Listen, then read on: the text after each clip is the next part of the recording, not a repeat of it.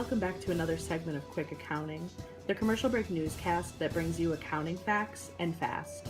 I'm your host, Alex Jelski, and I'm here to talk to you today about the history and development of International Financial Reporting Standards, or as you probably better know them, IFRS. So let's start with the development of IFRS. As we know, Rome wasn't built in a day, and neither was IFRS. It took years for great minds to come together and develop these standards.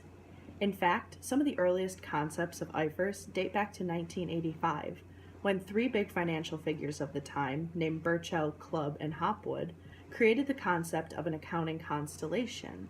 Now, I know what a lot of you are thinking, and no, we haven't become an astrology broadcast. This accounting constellation that these three men formed entails bonds between economic process, administrative process, bodies of knowledge, systems of measurement, and classification techniques. These men recognized a lack of transparency, accountability, and efficiency, and created this idea of a constellation to solve this growing issue.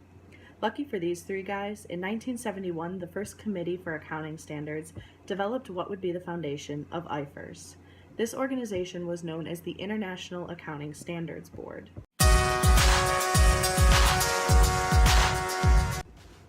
So what got the ball rolling on all this? Where was the world when the International Accounting Standards Board was created? Well, business was globalizing faster than it ever had before, and each country was operating business on their own accounting rules. There was no uniform way to compare business financial records, and it made international business almost impossible. The International Accounting Standards Board knew that a set of standards would bring countries together economically, and these standards would have a unique benefit as well. With international standards would come political neutrality. Political neutrality of IFRS simply means one thing. Political decisions of a nation do not impact the financial standards everyone must answer to. No matter how a government is structured or who is elected into office, IFRS will not change. For example, when the European Union was deciding between US GAAP and IFRS for their reporting standards in 2008, they chose IFRS for the purpose of remaining politically neutral. If they had chosen GAAP, it could have been viewed as a political motive, or even though it was not.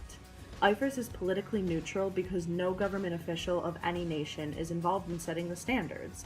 It is left to a select group of technical experts that have the knowledge and background necessary to set these standards. Now I know what you're all thinking. Okay, Alex, then who sets these regulations? Well, as we previously talked about, the International Accounting Standards Committee began creating standards that were eventually taken over by the International Accounting Standards Board. However, the original structure of the committee was not lost. The International Accounting Standards Board consists of a monetary board of capital authority, and this board appoints its members. These members are geographically diverse and represent all types of countries and people. Below these appointed members lie the Independent Standards Setting Board, where the magic happens.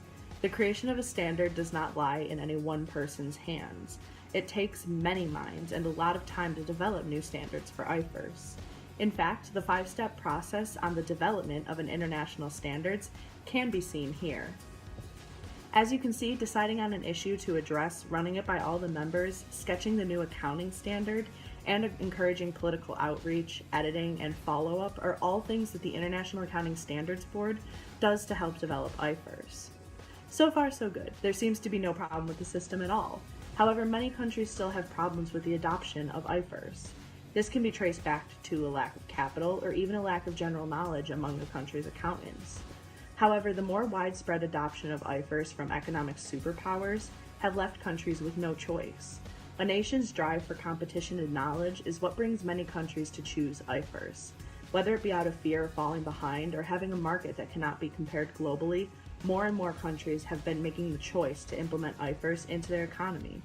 For example, after the European Union's decision to adopt IFRS in 2008, almost half of the world's population switched to IFRS in just a few years following, where there had previously been hesitations. Today, we can see more than 120 countries have adopted IFRS into their accounting practices, and the original goal of transparency, consistency, and comparability is one step closer to being ultimately achieved. This has been Alex Jelski for Quick Accountant. Have a good night.